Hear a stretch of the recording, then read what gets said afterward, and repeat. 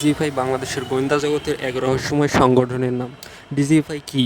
DGFI এর কাজ কী? DGFI এর সূচনা কীভাবে হলো? ডিজিএফআই এর নিয়োগ পদ্ধতি সম্পর্কে, ডিজিএফআই এর কাউন্টার টেররিজম ইন্টারনেট ব্যুরো সম্পর্কে, ডিজিএফআই এর রহস্যময় লোগো সম্পর্কে এই ভিডিওতে চলে এসেছেন। অনুরোধ করবো, জীবনে অনেক ভিডিও দেখেছেন, আজকের ভিডিওটি পুরোপুরি দেখুন এবং আপনাকে কথা দিচ্ছি ইনশাল্লাহ আপনি নতুন তথ্য জানতে পারবেন। ডিজিএফআই হচ্ছে বাংলাদেশের প্রধান সামরিক গোয়েন্দা সংস্থা। এনএসআই ও স্পেশাল পুরো শাখার সাথে এই শাখার সংস্থার সাথে বাংলাদেশের অভ্যন্তরীণ গোয়েন্দা কার্যক্রম চালাতে বিশেষ ভূমিকা রাখে। অধিকাংশ মানুষই নিশ্চিতভাবে জানে না এর কাজ কী।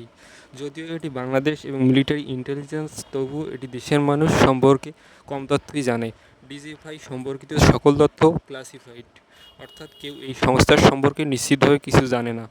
প্রথমে আভ্যন্তরীণ গোয়েন্দা সংস্থা হিসেবে খোলা হলেও পরবর্তীতে দেশের কাউন্টার ইন্টেলিজেন্সি হিসেবে দায়িত্ব পালন শুরু করে। এর অপারেটর অর্থাৎ এজেন্টরা মার্কিন সিআইএ, যুক্তরাজ্য এমআই6 এবং পাকিস্তানের আইএসআই হতে প্রশিক্ষণ প্রাপ্ত। ডিজিএফআই এর পূর্ণ হচ্ছে directorate general of forces intelligence, যার বাংলা অর্থ প্রতিরক্ষা গোয়েন্দা মহাপরিদপ্তর। প্রথমে আমরা ডিজিএফআই এর কাজ সম্পর্কে জানব। ডিজিএফআই বর্তমানে 9টি ব্রাঞ্চ ও 19টি বিভাগে ভাগ হয়ে গোয়েন্দা কর্মকাণ্ড পরিচালনা করে। বর্তমানে 12,000-এর বেশি সদস্য নিয়ে ডিজিএফআই এর মিলিটারি ইন্টেলিজেন্স পরিচালনা করে থাকে। জাতির নিরাপত্তা রক্ষার জন্য জাতির জন্য দেখা ও শোনা এই মর্মে উজ্জীবিত হয়ে বর্তমানে ডিজিএফআই এশিয়ার একটি অন্যতম প্রভাবশালী গোয়েন্দা সংস্থা হিসেবে কাজ করে। 1972 সালে এর পথ চলা শুরু করার পর থেকে ডিজিএফআই সামরিক গোয়েন্দা তৎপরতার সাথে সাথে রাজনৈতিক ও অর্থনৈতিক গোয়েন্দা তৎপরতার সাথে জড়িয়ে রয়েছে। ডিজিএফআই হচ্ছে বর্তমানে বিশ্বের 50-এর অধিক দেশে গোয়েন্দা তথ্য সংগ্রহ এবং গোপন মিশন পরিচালনা করছে।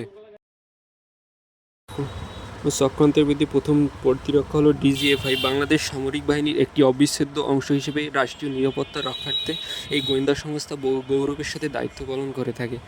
ডিজিএফআই এর সদস্যরা মূলত সামরিক বাহিনী থেকে রিক্রুট করা। ডিজিএফআই এর ইন্টেলিজেন্স এজেন্টরা সারা দেশে গোপনভাবে এবং দেশের বাইরে বিভিন্ন গোয়েন্দা তথ্য এবং রাষ্ট্রের নিরাপত্তা রক্ষার্থে সাংঘর্ষিক যে কোনো ব্যক্তি বা প্রতিষ্ঠানের বিরুদ্ধে ব্যবস্থা গ্রহণ করে থাকে।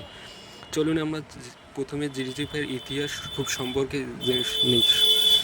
আনুষ্ঠানিকভাবে ডিজিএফআই স্থগিত হয় 1972 সালে তৎকালীন প্রধানমন্ত্রী শেখ মুজিবুর রহমানের অধীনে। তখন এর নাম ছিল ডিরেক্টরেট অফ ফোর্সেস ইন্টেলিজেন্স বা ডিএফআই। 1977 সালে প্রেসিডেন্ট জিয়াউর রহমান এই সংস্থার কাঠামোগত পরিবর্তন করেন এবং নামকরণ করা হয় directorate general of forces intelligence বা বর্তমান ডিজিএফআই। ডিজিএফআই এর প্রধান কার্যালয় হচ্ছে ঢাকা সেনানিবাসের 14 তলা একটি ভবন থেকে ডিজিএফআই এর কর্মকাণ্ড পরিচালিত হয়ে থাকে। নিজস্ব অবকাঠামোতে সংস্থাটি গঠিত হয়েছে। মহাপরিচালক হিসেবে রয়েছে একজন মেজর জেনারেল। তিনি 7 জন পরিচালক নিয়ে সংস্থার কার্যক্রম পরিচালনা করেন। তারা প্রত্যেকে ব্রিগেডিয়ার জেনারেল কিংবা সমপদের অধিকারী হয়ে থাকেন। এবার আমরা জানব ডিজিএফআই এর নিয়োগ পদ্ধতি সম্পর্কে। দেশের অন্যতম এই গোয়েন্দা সংস্থায় গোয়েন্দা হিসেবে যোগদান করতে চাইলে আপনাকে একটি সামরিক বাহিনীর সদস্য হতে হবে। সরাসরি এই বাহিনীতে গোয়েন্দা হিসেবে নিয়োগ দেওয়ার কোনো সুযোগ নাই। তবে ডিজিএফআই এর সাংগঠনিক কাঠামোভুক্ত প্রধান প্রশাসনিক আওতাধীন বেসামরিক সৈন্যপদ গ্রহণের জন্য প্রতি বছরই বিজ্ঞপ্তি প্রকাশ করা হয়ে থাকে। এতে সহকারী পরিচালকের মতো প্রথম শ্রেণীর কর্মকর্তা আরও কিছু পদের নিয়োগ বিজ্ঞপ্তি প্রকাশ করা হয়। ডিজিএফআই এর কাউন্টার ইন্টেলিজেন্স ব্যুরো সম্পর্কে আপনাদের আরও কিছু তথ্য জানার আগ্রহ ছিল, কিন্তু অনেক ঘাটাঘাটি করে এ বিষয়ে তথ্য আমরা পাইনি। কারণ ডিজিএফআই এর কাউন্টার ইন্টেলিজেন্স ব্যুরো সম্পর্কে সমস্ত তথ্য ক্লাসিফাইড বা তালাবদ্ধ করা, সাধারণত এ বিষয়ে জানতে পারবে না। তবে আমরা ডিজিএফআই এর অধিভুক্ত কাউন্টার টেররিজম ইউনিট সম্পর্কে কিছু তথ্য আপনাদের জানাতে পারবো। চলুন জেনে নেই। Counter terrorism and intelligence bureau বা সিটিআইবি ডিজিএফআই এর একটি এলিট শ্রেণীর সন্ত্রাসবাদ বিরোধী গোয়েন্দা unit.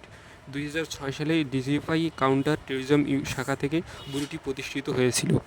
Rapid action unit battalion এবং জাতীয় সুরক্ষা গোয়েন্দা সংস্থা এনএসআই এর কাউন্টার টেররিজম সেলের সাথে এই গ্রুপ প্রতিষ্ঠা করা হয়েছিল। অভ্যন্তরীণ হুমকি এবং সিটিআইজি এজেন্টের সশস্ত্র বাহিনী থেকে নিয়োগ দেওয়া হয় এবং গোয়েন্দা তথ্য সংগ্রহ ও বিশেষ কার্যক্রম পরিচালনার জন্য তারা দায়বদ্ধ। এবার আমরা জানব ডিজিএফআই এর রহস্যময় লোগো সম্পর্কে।